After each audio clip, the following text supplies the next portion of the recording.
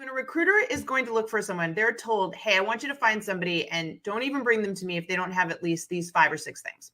You know, they have digital marketing, they have a degree, they have 5 years experience. So they give them a little list of things. Then recruiters go into this Recruiter Lite platform.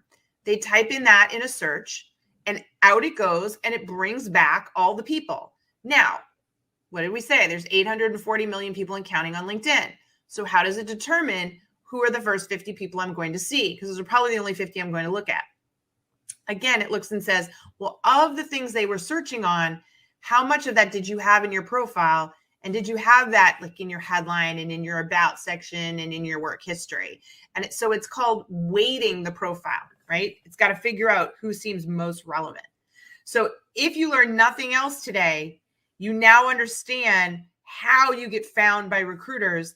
And you're going to learn from us today what you can do on your profile to show up in more recruiter searches.